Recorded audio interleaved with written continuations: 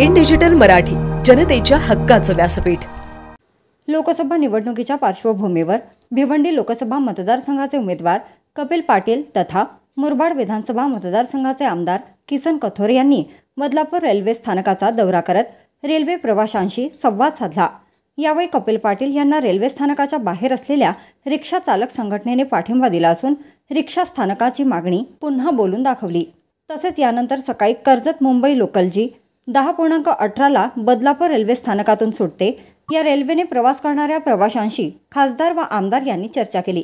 यावेळी अनेक रेल्वे प्रवाशांनी बदलापूरसाठी रेल्वे फेऱ्या का काढत नाहीत, रेल्वे फेऱ्या वाढवा अशा मागण्या केल्या। अनेकांनी यावेळी रेल्वे प्रवासात होणाऱ्या त्रासाबाबत कोणीच दखल घेत नाही याबाबत नाराजी देखील व्यक्त केली। भिवंडी लोकसभा मतदारसंघाच्या निवडणुकीत महत्त्वाचा फॅक्टर असणाऱ्या व झपाट्याने वाढत जाणाऱ्या बदलापूर शहरात रेल्वे प्रवाशांच्या खूप जास्त समस्या आहेत। आधीच रेल्वेने प्रवास करणाऱ्या बदलापूरकरांची संख्या 1.5 ते 2.5 लाखांवर गेली आहे, तर बदलापूर रेल्वे स्थानकात असणाऱ्या रेल्वे फेऱ्या या निम्म्याहून कमी आहेत। यामुळे रोज गर्दीतून लटकून जीवघेडा प्रवास बदलापूरकर करत आहेत। याच बदलापूरकरांच्या समस्या जाणून घेण्यासाठी व त्यांच्याशी संवाद साधण्यासाठी भिवंडी लोकसभा मतदारसंघाचे उमेदवार कपिल पाटील व त्यांच्यासह भाजपचे स्थानिक आमदार किसन कथोरे यांनी एकत्रितपणे सकाळी 10च्या सुमारास बदलापूर रेल्वे स्थानकाचा दौरा केला। यावेळी रेल्वे प्रवाशांसोबत संवाद साधत असताना कपिल पाटील यांच्याकडे अनेक प्रवाशांनी आपले गऱ्हाणे मांडले। तिसरी चौथी लाईन होणार व आमच्या रेल्वे फेऱ्या वाढणार या गोष्टी गेल्या अनेक वर्षांपासून आम्ही ऐकतोय, मात्र हे होणार कधी? आधीच बदलापूर स्थानकातून रेल्वे प्रवास हा जीवघेडा झाला आहे, त्यात आता निदान आहेत, त्यात थोड्या रेल्वे फेऱ्या तरी वाढवा अशा मागण्या नाराज रेल्वे प्रवाशांनी केल्या आहेत। यावर कपिल पाटील यांनी पुन्हा एकदा भाजपची सत्ता आल्यावर स्वतः जातीने लक्ष घालून बदलापूरकरांच्या रेल्वे प्रवाशांसाठी हव्या असलेल्या सुविधा आणि रेल्वे फेऱ्या वाढवण्यासाठी प्रयत्न करणार असल्याचे सांगितले। होम प्लॅटफॉर्मचे काम आपण बदलापूरच्या रेल्वे प्रवाशांशी करून दिलेले आहेच। आता या रेल्वे स्थानकाचा कायापालट करण्यासाठी देखील पुढे प्रयत्न करणार असल्याचे कपिल पाटील यांनी सांगितले। ठाणे जिल्ह्यामध्ये सगळ्यात जास्त झपाट्याने वाढणारं शहर कुठलं असेल तर ते बदलापूर आहे। बदलापूरची लोकसंख्या दिवसेंदिवस वाढत आहे, त्याचबरोबर मतदारसंख्याही वाढत आहे आणि म्हणून पूर्वीच्या असलेल्या रेल्वेच्या ज्या सुविधा आहेत ह्या प्रवाशांसाठी अपूर्ण आहेत, म्हणून आमचा सततचा प्रयत्न आहे। रेल्वेच्या फेऱ्या वाढवायच्या असतील तर आपली तिसरी आणि चौथी लाईन हिचं काम होणं गरजेचं आहे। हे खरं तर काम मंजूर होऊन 10 वर्ष झाली, परंतु जमीन अधिग्रहणाला उशीर लागल्यामुळे याचं काम अजूनपर्यंत पूर्ण झालं नाही। पण 13 फेब्रुवारीला ठाण्याला मी फक्त बदलापूरच्या समस्यांसाठी DRM यांना बोलवून एक बैठक घेतली होती।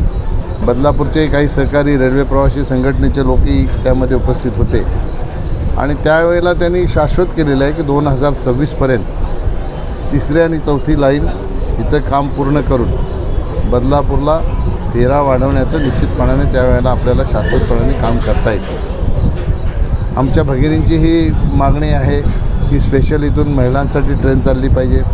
आताचं जे टाईम टेबल आहे त्याच्यामध्ये जराही गॅप नाही आहे, त्याच्यामुळे आपल्याला रेल्वेच्या फेऱ्या वाढवता आहेत। ही तिसरी चौथी लाईन झाल्यानंतर महिलांसाठी स्पेशल ट्रेनही आपल्याला चालवता येईल, रेल्वेच्या फेऱ्याही वाढवता येतील। मधल्या काळामध्ये AC लोकल इथे सुरू झाली होती, परंतु वेळेवर असलेली लोकल जी आधीची आपली साधी लोकल होती तिचं टाईम चेंज करून किंवा ती बंद करून AC लोकल सुरू केली होती, त्याच्यामुळे सर्वसामान्य लोकांना ती परवडणारी नव्हती। माझ्याकडे त्यांनी विनंती केल्यानंतर आपण AC लोकल बंद केली।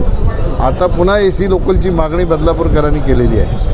हे जेव्हा टाईम आपलं सेट होणार तिसऱ्या चौथ्या लाईनच्या वेळेला, त्यावेळेला निश्चितपणाने आपल्याला AC लोकलही सुरू करता येईल। खरं तर बदलापूरकरांचा प्रवास सुखकर व्हावा याच्यासाठी आमदार साहेब असतील, मी आहे, नगरसेवक आमचे असतील, शिवसेनेचे नगरसेवक असतील, हे सगळेच लोक म्हणजे सगळे मित्रपक्षाचे लोक आम्ही सतत प्रयत्नशील आहोत। कारण शेवटी कुठे ना कुठे ह्या लोकांच्या त्रासाशी आपलाही संबंध आहे। त्यांना जो त्रास होतो प्रवाशांना, तो त्रास कमी करण्याचा हेतू हा सगळ्यांचाच आहे आणि म्हणून रेल्वे प्रशासनाला सतत मी सूचना करत असतो।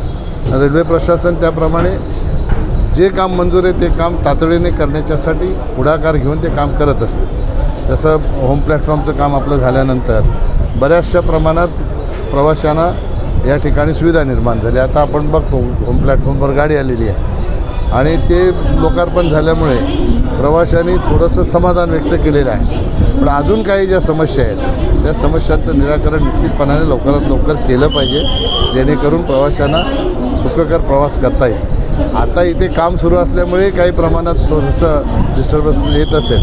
म्हणजे लिफ्टचं काम सुरू आहे, एक्सलेटरचं काम सुरू आहे, डेस्कचं काम सुरू आहे. त्या ठिकाणी बुकिंग काउंटर येणार आहे, रेस्टॉरंट येणार आहे, वॉशरूम येणार आहे. या सगळ्या सुविधा या प्रवाशांसाठी निर्माण करताना थोडासा त्रास सहन करावाच लागेल. माझे रेल्वे प्रशासनाने निर्णय असा केला होता, प्लॅटफॉर्म नंबर 2 मधलं जे प्लॅटफॉर्म 2 नंबरच आहे ना, 2 नंबर प्लॅटफॉर्मवर पूर्ण बॅरिकेडिंग करून ते प्लॅटफॉर्म ह्या बाजूला उतरण्यासाठीच बंद करणार होतं.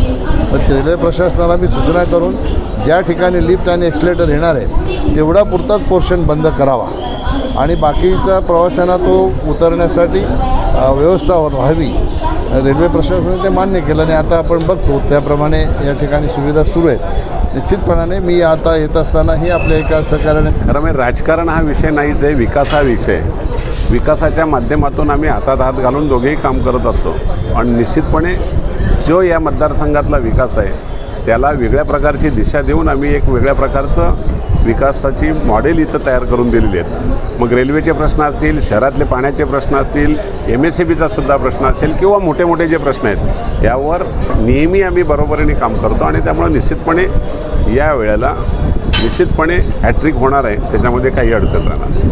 अनेकदा विरोधक पण म्हणत होते की कुठेतरी आमदार आणि खासदारांमध्ये दरी निर्माण झालेली, आज एकत्रित प्रचाराला बाहेर पडलेला. आता त्याच्यावर मस्त एकदम चांगला ब्रिज टाकलेला आहे आणि आता तात्पुरतं तयार झालं. पत्रकारांना ते बरं वाटतंय का?